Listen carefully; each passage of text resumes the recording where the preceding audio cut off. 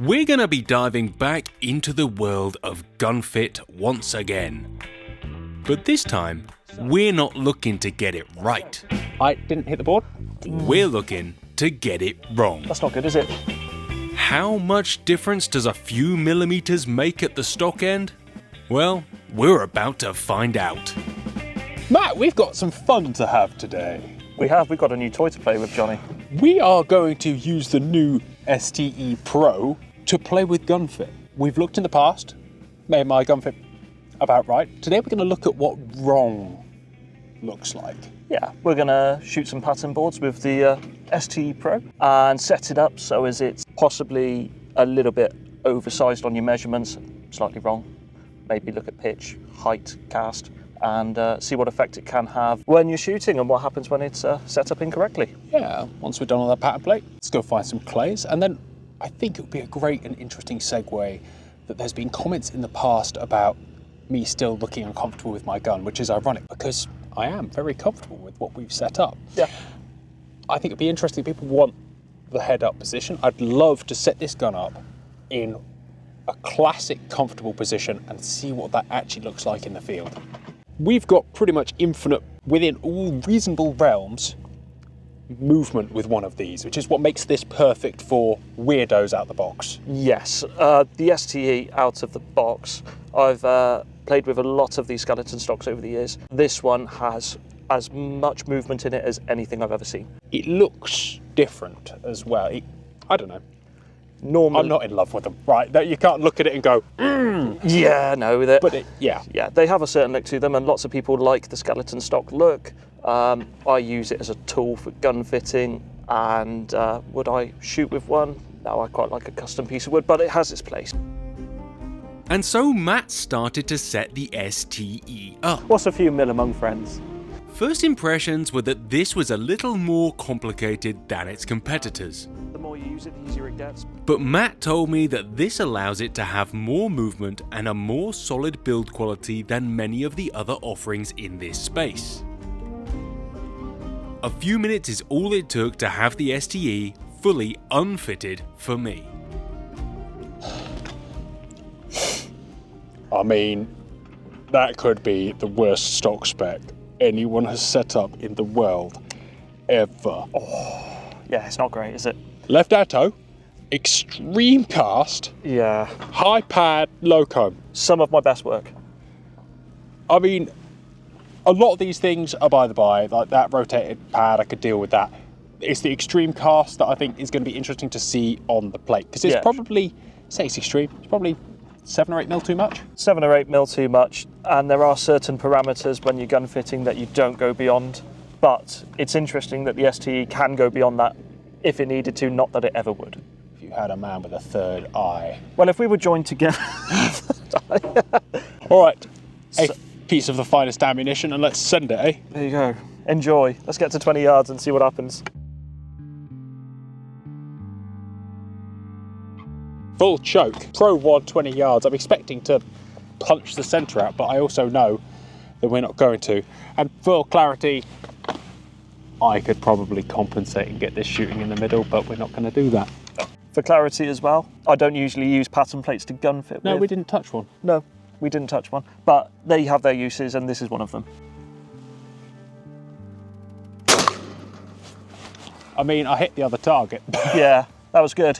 It hurt. Yeah. Owie. Sorry. I mean, it's for science, right? Yeah. Science. 8 mil too much, and I clean missed. Yeah, that's significant even at 20 yards. I mean, it's only getting worse. Yeah, this isn't right. Like it's angling away. It's only going to get further and further away, and we're not centre to centre, 18 inches out. Yeah. I mean, ignoring the other measurements, we haven't got it set up to what you should be for gun fitting or your custom stock measurements, but that severe amount of cast on the heel and toe there is just putting that out by a dramatic amount. It's not severe, man. It's 7 mil. Yeah, 8 that's mil. severe in my terms. 1 or 2 you can handle. I could work my way around, put it in the centre, but not every time, which is what gun fit's about, right? Every time. Consistent repeatability, correct. Yeah. Right. Okay. So, 7 mil too much cast, missed by 18 inches.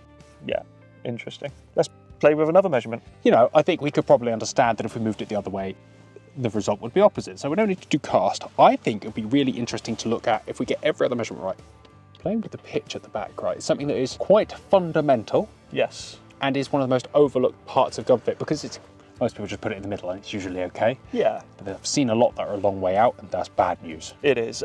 Pitch is one of those interesting measurements which has to correlate to the eye position. So normally with pitch, I will change it for your body shape rather than the point of impact. A lot of people will get carried away and try and bring the point of impact down with the gun by changing the pitch. And that's not necessarily correct, because if your eye is still high above the gun and the gun is pitching low and the point of impact's low, as you progressively shoot further distances away, they're going to get further away from each other. And where do you shoot? Quick dictionary. This is pitch. There we go. How your pad sits angularly. 86 degrees is about common. Correct. 90's bit crazy, 80's bit crazy. Yeah, I that's feel like right. we should try the bit crazies. Let's go for 80. Let's go past it. Now that Matt was dealing with a stock that was built up already, it was under a minute to have the cast set back to normal and have the pitch at the back looking way out of the ordinary. That doesn't look right. No. Do we have an idea of what angle that is? Yeah, I think it's about 80 degrees, 79 degrees at the moment. That's the maximum you can get out of it. So that is with the toe pushing in away from your chest. So as More suitable for a bigger man or a woman, maybe, with like some chest activity.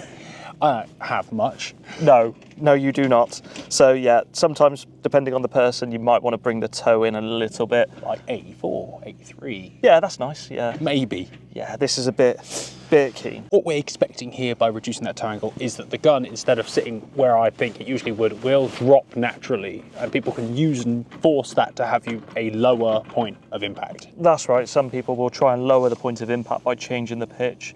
It only works if the pad, when it's sitting in the shoulder, is being pushed away by the chest, and say your eye position's right but the toe's digging in, then it's making the gun shoot high. So that's when you adjust the pitch to correlate it back to the eye position. So what we've done there, we've got your eye position right and then just taken all the toe off the gun. So in theory, this is going to be Horrific. not horrific, but it won't be great. That's about where it should be, right? Yeah, that's right. All right, go left-hand target again. I drew a line around where we were because it's so far from the centre. Yeah, sure. We Save can the planet. Yeah, reuse, recycle.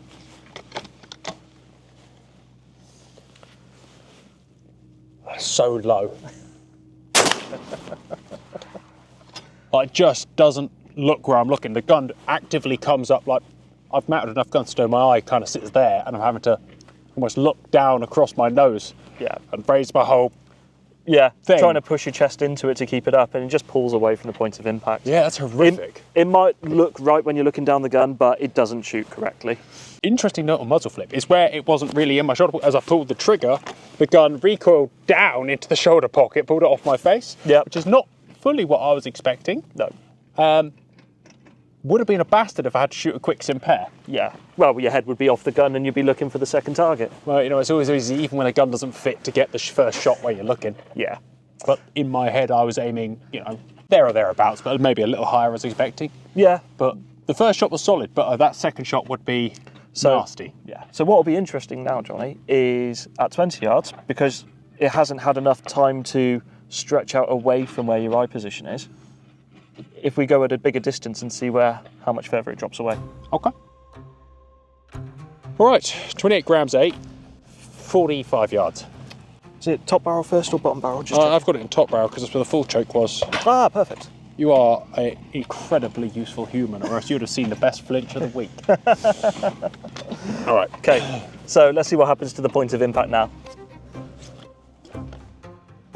It's real interesting. I spent all my life shooting guns that don't fit, so automatically I'm like, all right, push your fucking That's it, push your shoulder in, raise the gun higher. I could probably work my way around it for a first shot. Ooh. I think we need to step closer to see where that went. I have the horrible feeling that I missed the target. Well, I think the best way to check gunfield on a backplate isn't to use it like a rifle, just aim into it and shoot. Bayonet it. Take an instantaneous reading of where you mount that gun. It's always interesting pattern density. You always feel like a because all those old images, the shot goes like a funnel, but doesn't it? It kind of opens up and then stops opening up quite so much. Yeah. So actually, it's a solid pattern, but the top's there, and the bottom is somewhere near here. somewhere here. So we're talking centre pattern, 18 inches low. It's not ideal. And that was just from an instantaneous raise the gun, shoot it at the target. Yeah. Which is the only fair way of doing this. Bayoneting a pattern board is the only fair way to get consistent results on it. Or mount, swing through the centre, mount, swing up. There's a few options there, but Yeah. What's interesting is though, at 20 yards, you could see the pattern was almost 50-50, but as we went out to 40 yards, your eye position remained high, but the pitch forced the gun to shoot lower and lower, and it just progressively got worse and worse. So that's why it's got to correlate. that's bad. How about we go the other way? Sure. Just, I mean, we're talking pretty interesting to about 5 people stuff here, but it's interesting to, well, there's 2 of them right here. It's fast, yeah. There's only 2 do that people and I'll interested replace in the this, boards. and they're right here. Yes, the entire audience for this video is stood here.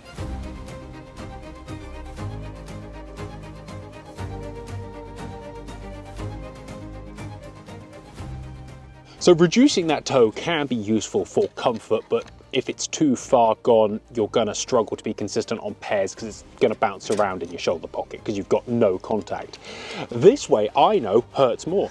We're going to get pain through the toe, we're going to get loads of muzzle flip, and the gun's going to appear really high in the face. Yes, it's going to attack you from all angles, I'm not going to lie. Yeah, this is the probably more immediately obvious pain one, which is why people often knock toe off to gain comfort when there's usually maybe another root cause. It's just why something like an STE is actually really useful because you can go and play. Yes, exactly. And it's good to come to someone like yourself and have a gun set up. But a lot of the time, certainly at the beginning of your career or towards the beginning of your career, I mean, I came to you knowing pretty much what I wanted and having some experience and some custom stocks, and so we could really get it bang on. Yeah. But if you're developing your shooting style at some rate and your gun fit at some rate, having something that can do that journey with you for a year is actually really useful. It is, to be fair. When you first start out, you don't know what your style is, you don't know what your mount is, and you need to learn it. Yeah. And having infinite adjustability could be quite daunting to start with, but when you get used to adjusting these and you can play with the finer measurements of them to see what really tailors to your needs, then they're brilliant. They really are. Yeah. And before you take the step of having a custom stock where you spend a strong amount of money to have one made and then realising in 2 years' time actually your style's changed or your mount's changed and it doesn't work. You never really liked that much tote, you never really liked that much roll, you never really liked that much of anything. I could see great purpose there for somebody, and the right kind of person, because there's a lot of people who perhaps wouldn't take that kind of mildly autistic approach to this, which is what it requires. You require dedication, you require to lock it in and try it. Yes. For a period of time. Yes. To really learn. And I guess I wish, as much as I dislike the way that it looks, because I love wood. Yeah. I don't hate the way it looks enough to the fact that I wouldn't own one and go, you know what I'm going to do this year? Not now, but 10 years ago. Let me figure out, having shot factory stocks most of my life, let me figure out what is actually right, because, as I said, familiarity can have you doing this when actually it takes a while to do this, and once you do that, then it's a whole nother ballgame. Exactly. It's all about consistent repeatability. What are we at now, like 90? Yeah, I think it's about 96. When I put it in the jig earlier, that was the maximum amount of pitch I could get out of it. This is going to be painful. Sorry, I'm glad I'm not shooting it. Hey, look, we're going to set it up and actually have a good time in a minute, but for now, this is science as far as I'm concerned. Speculative science. Citizen science. The worst superhero in the world.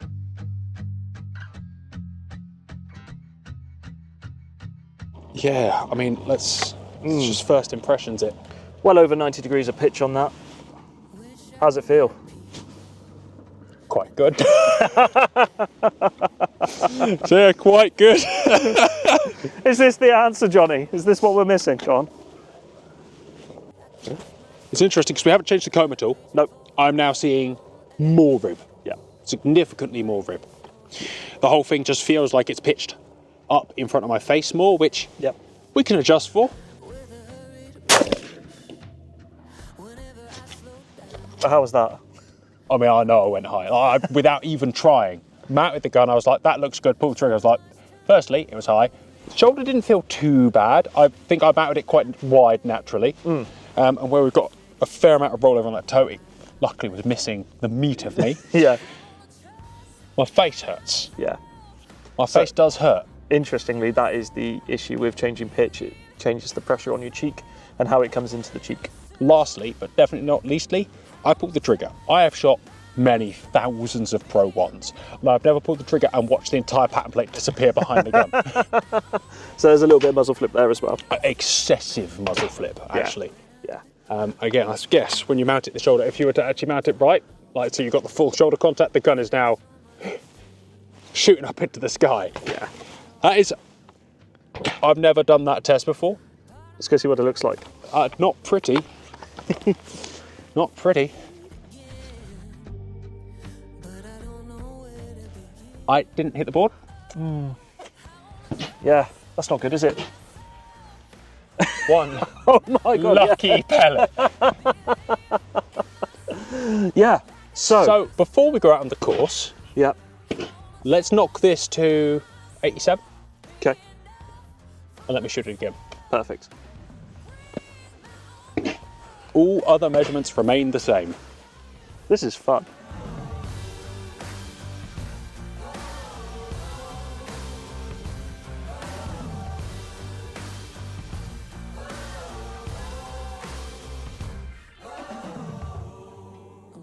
What's interesting now that we've put that properly, all the other things actually come into play. Whereas before, when that was not right, I couldn't really feel what else was wrong with it. Yeah, no. And that is, I guess, length of pull and pitch are the two most fundamental building blocks of getting everything else right. Yeah, the fundamental measurements in order of importance, I would say, definitely grip specs, because the length of pull comes from that, and then to the height of the comb, and then the cast of the gun. You know, if your hands aren't quite right on the gun, it puts your elbows in awkward positions, and it doesn't. It can throw everything else. But saying that though, if the pitch isn't right, it can throw the height of the comb, it can throw the length and the cast. It can do everything. Yeah, it is a recipe, right? Yeah. I'm looking forward to shooting this. Automatically, we've done that. I'm like, yeah, a couple more mil cast would be nice, but all feels shootable. Nice. So Let's go again. let's see if we can hit the plate. Ready? Nice. Ever so slightly left-handed. I think I saw it hit, but Sure. like I said, a couple of mil cast will sort that out. No dramas. Let's go and have a look. It's nice to see the gun actually recoiling in a straight line there and not flipping. Without actually changing any of the other fundamental measurements. We haven't changed comb height from any of these tests. We've not changed the cast for any of these tests. We didn't even set it up. We just said, that's near enough. This is about pitch and how pitch affects it. And what we've shown quite clearly was a miss over the top when we had too much angle. Not enough angle had us miserably low. Yeah. And the right amount of angle, my pattern is exactly where I'd want it to be from a point of impact test. Yeah. And if we fine-tuned all those other measurements to actually get them right, I think it's going to be in the middle of the board. So I think we're pretty happy. Should we go smash some plays?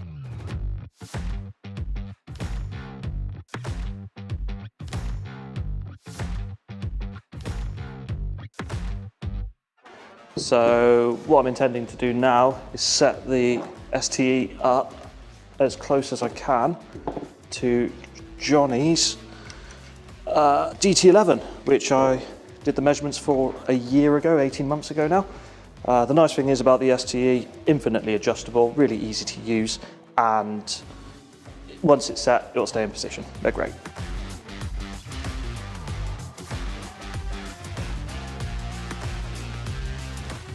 Ten minutes later, we have a stock to my spec. I mean, this is the beauty of this stuff, is infinite adjustability. Yeah, so using your fitting sheet, which we did about 12 to 18 months ago, was able to get the measurements pretty much within a millimetre of what they needed to be just by adjusting some of the turn screws on the stock itself. Nice and easy. Key difference, we've got a glove grip, and so that is going to feel a bit foreign. It's going to force the hand into a certain position, but yeah, it might be fun. They do a normal grip, which in my head's preferable, but In my head, it's preferable too for sporting shooting. with that full choke in there. Let's see how this goes. As much as this stock doesn't look traditional, the ability to make a stock fit you millimeter perfect in a matter of minutes is pretty wild. The gun shot just as well as it should have, given that it fitted that way. There's no surprise there, but I guess given the look of it, I was hoping to hate it just a little.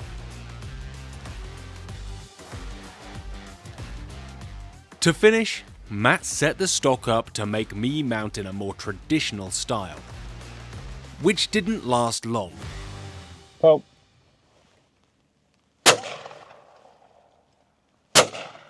still suck. I think what we've learned is that what we've done before works really well for me. Yeah. And what might look really nice. No, doesn't work. There is a certain element of having to move yourself into the gun, which a lot of people have to apply. To lock yourself in, right? That's how it works. Yeah. Being able to stare at a target and bring it to the cheek doesn't work for everyone. I mean, without a collar, I have a ridiculously long neck, but I spend all my time hiding it because it's a ridiculous thing. Yeah. It's got to go somewhere. Yeah, right. Forward, down. Forward, down to the stock. Yeah. Otherwise, you're going to be skying every target ever known. This has been a fascinating afternoon of playing and learning, and there's a lot of theory that we're taught, right? And there's a lot of known quantities that we all are told. But until you really push it to the extremes and, I guess, document it, now we know. Now we know. We've played with some measurements this afternoon, we really have. And we've pushed it to extremes, and funnily enough, the few hours we spent 12 months ago together really dialed in what I think you like and what works for you. Yeah, right. There is a parameter that works, and having someone like yourself who knows their stuff really helps just shortcut it. As much as getting one of these and playing with it would be good, there's no shortcut in, let's say you've got yourself an STE, actually coming to a Pro and getting yourself in the ballpark. Yes, there are parameters you need to work to with these. Just because you can add 50 mil of cast or 20 mil of drop at heel doesn't mean you should, because at the end of the day it's got to shoot like a gun, and manufacturers have been making stock dimensions very similarly for the last 30 or 40 years within a 5-10 mil radius of each other, and they do work for most people. But obviously someone of your height, you're going to need a slightly different variant of that. Someone of my height might need a slight variation on that, or left-handed of that as well. So, right, thank you as always for sharing knowledge and good times. Johnny, it's always a pleasure. Thank you for watching TGS Outdoors. If you enjoyed this video, make sure you like, share and subscribe to the channel. The channel would not be possible without the support of our amazing sponsors who keep videos coming to you week after week. If you really enjoy the channel and want to support it yourself, please consider becoming a member. Channel members get a bit of extra content. Today we're going to be talking about good shooting advice. But mostly, you just keep us going, and we love the support. There's a great community goes on behind the scenes. Take care, guys. Goodbye, and we'll see you on the next one.